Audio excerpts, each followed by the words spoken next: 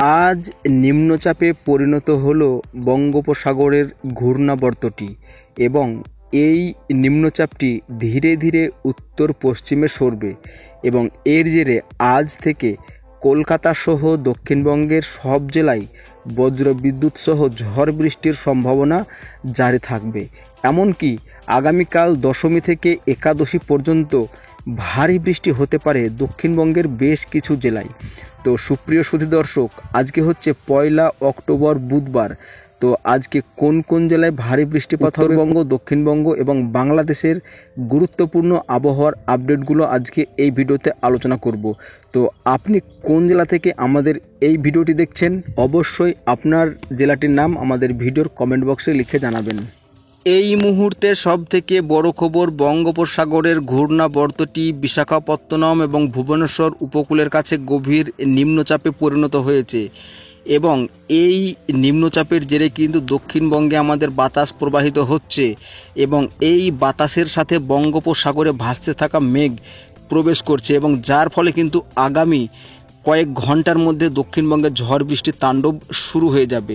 তো চলুন আমরা এবার দেখে নিই কোন কোন জেলায় কেমন বৃষ্টিপাত থাকছে। তো প্রাথমিকভাবে যেটা দেখা যাচ্ছে যে আজকে দক্ষিণবঙ্গে বিশেষ করে দুপুরের পর বিকেল ও সন্ধ্যার মধ্যে দক্ষিণবঙ্গের সমস্ত জেলাতে ভারী বৃষ্টি, আবার কোথাও মাঝারি বৃষ্টি, আবার কোথাও হালকা বৃষ্টির সম্ভাবনা থাকছে।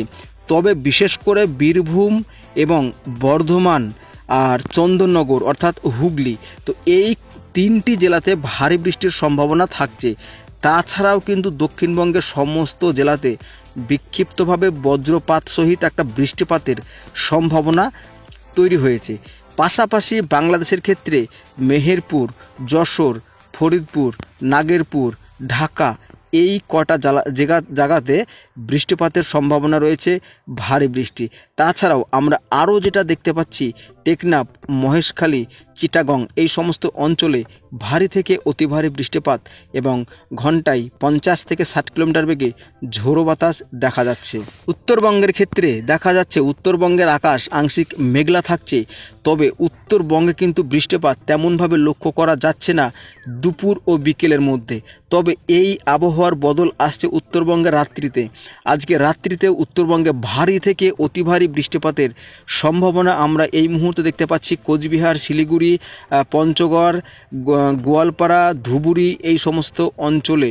তবে এই নিম্নচাপের বৃষ্টি আপাতত কয়েকদিন চলতে পারে। চলুন আমরা দেখে নিই। আগামীকাল সকালবেলা নিম্নচাপ আমাদের আরও কাছে চলে আসবে এবং সবথেকে আশ্চর্যজনক ব্যাপার হচ্ছে যে বাংলাদেশের কুমিল্লা, ঢাকা, খুলনা, বরিশাল, চিটাগং, মহেশখালী এবং টেকনাফ এই কয়টা জেলাতে কিন্তু বাংলাদেশে ব্যাপক বৃষ্টিপাতের সম্ভাবনা থাকবে এবং বন্যা পরিস্থিতি তৈরি হয়ে যাবে। তবে উত্তরবঙ্গের ক্ষেত্রে যদি আমরা দেখে নিই, উত্তরবঙ্গের ক্ষেত্রেও কিন্তু আকাশ অনেকটাই মেঘলা থাকছে, তবে বৃষ্টিপাত কিন্তু উত্তরবঙ্গেও থাকছে সকালবেলার দিকে। দক্ষিণবঙ্গে মূলত যেটা দেখতে পাচ্ছি, দক্ষিণবঙ্গেও সকালবেলার দিকে কিন্তু ব্যাপক বৃষ্টিপাতের সম্ভাবনা থাকছে 2 মেদিনীপুর, 2 24 পরগনা এবং দেখতে পাচ্ছি আমরা পান্ডুয়া ও আরামবাগে। তবে আগামীকাল সকালবেলার দিকে যেটা দেখা যাচ্ছে বৃষ্টিপাতের পরিমাণটা সব থেকে বেশি থাকছে উপকূলের জেলাগুলোতে।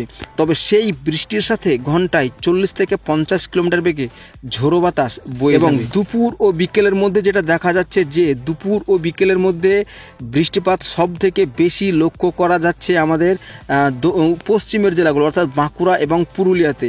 তো মোটামুটি রাত্রির পর থেকে কিন্তু এই নিম্নচাপটা আস্তে আস্তে ভুবনেশ্বরের স্থলভাগে প্রবেশ করবে। শুক্রবার সকালবেলাতে যেটা দেখা যাচ্ছে 2 মেদিনীপুর, হাওড়া, হুগলি এই সমস্ত জায়গাতে বৃষ্টিপাতের সম্ভাবনা থাকছে এবং বাংলাদেশের ক্ষেত্রে যদি আমি দেখে নিই, ময়মনসিংহ, ঢাকা, কুমিল্লা, খুলনা, রংপুরে বৃষ্টিপাতের সম্ভাবনা থাকছে।